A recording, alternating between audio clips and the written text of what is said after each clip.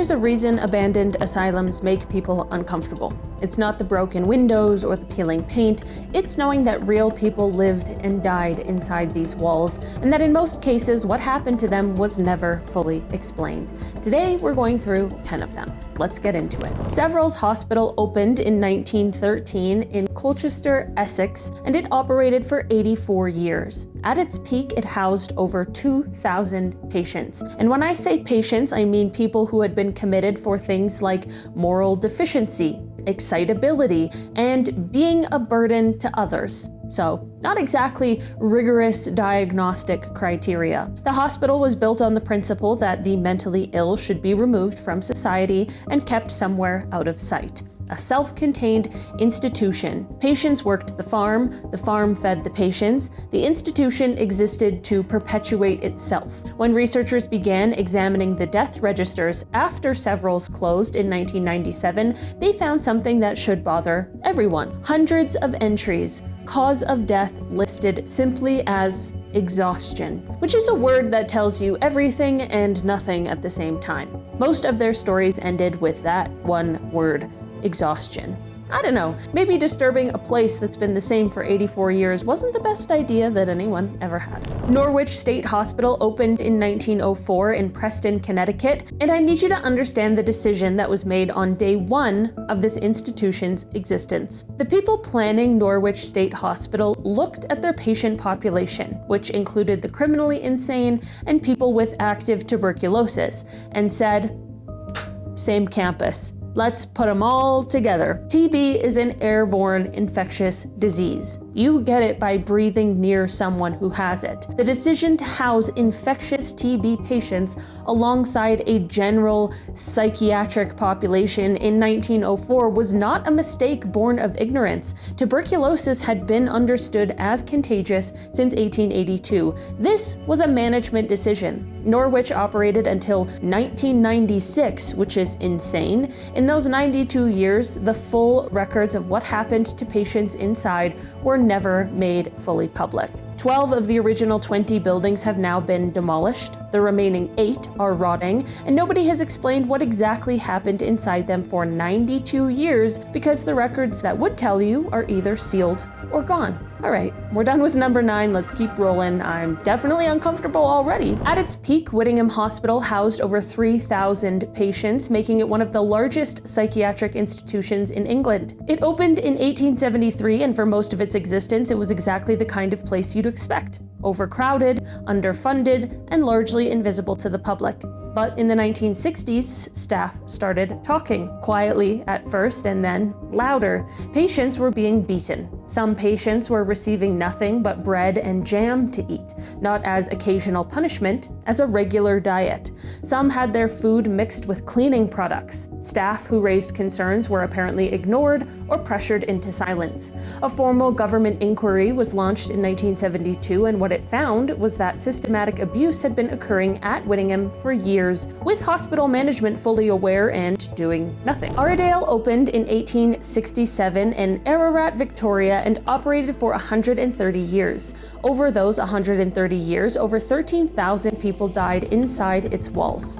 13,000. That's 100 deaths per year, every year, for a century and a quarter. I mean, do I even really need to continue? The causes of death recorded in the registers are a masterpiece of non-information. Mania, exhaustion, unknown, general debility. These are not medical diagnoses. These are the written equivalent of a shrug.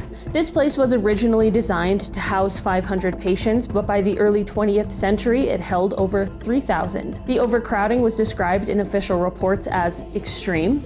Patients slept on floors, staff were outnumbered by enormous margins, and people died there at a rate that in any other institution would have prompted an immediate investigation. This is what has never been explained: the gap between the number of people committed and the number who left.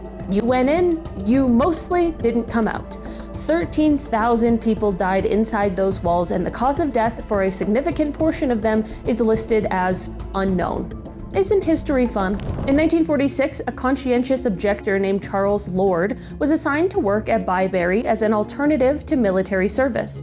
What he saw was so extreme that he smuggled a camera inside and photographed it. The photos were published in Life magazine. Patients were naked, they were chained to benches, they were sleeping on bare floors covered in waste with no bedding, in rooms with no heat. The death rate at Byberry had spiked during World War II when resources were redirected to the war effort. In 1944 and 1945, patients were dying at a rate later described by investigators as catastrophic. The photographs caused national outrage. Reforms were promised, reforms were partially delivered.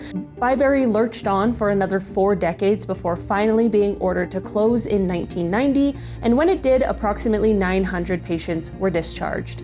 Most of them had nowhere to go. They had no family support, no housing, no community resources waiting for them. They were handed their belongings and released into Philadelphia. 900 people walked out of an institution and disappeared into a city, and the official record essentially just ends there. Danvers opened in 1878 and practiced lobotomies, insulin coma therapy, and electroconvulsive treatment on an industrial scale. But here's the part that really stays with you. Danvers had a cemetery. The graves weren't marked with names, they were marked with numbers. Over 700 numbered graves, and the records matching the numbers to the names were lost. The institution simply stopped keeping track of who it was burying. When Danvers was later redeveloped into luxury apartments, the cemetery was left behind, unmarked and forgotten.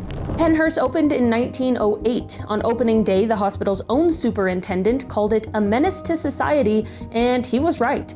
By the 1960s, a television investigation described it as a living hell. Patients restrained, denied basic hygiene, left untreated. It prompted the first federal class action lawsuit of its kind in the United States.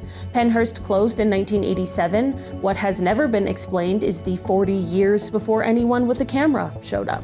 On December 1st, 1978, a 53-year-old patient named Margaret Schilling went missing inside the Athens Lunatic Asylum. Staff searched, but they didn't find her. On January 12th, 1979, 42 days later, her body was discovered in an abandoned ward on the top floor of the building. She had been there the entire time. In a building full of staff, for 42 days her body had left a permanent stain on the concrete floor, a human-shaped outline from the decomposition. The stain is still there today. How a patient in a functioning institution vanished for 42 days inside the same building nobody left remains officially unexplained. Dr. Henry Cotton became medical director in 1907. He had a theory: mental illness was caused by bacterial infections, and the cure was surgery. He started with teeth.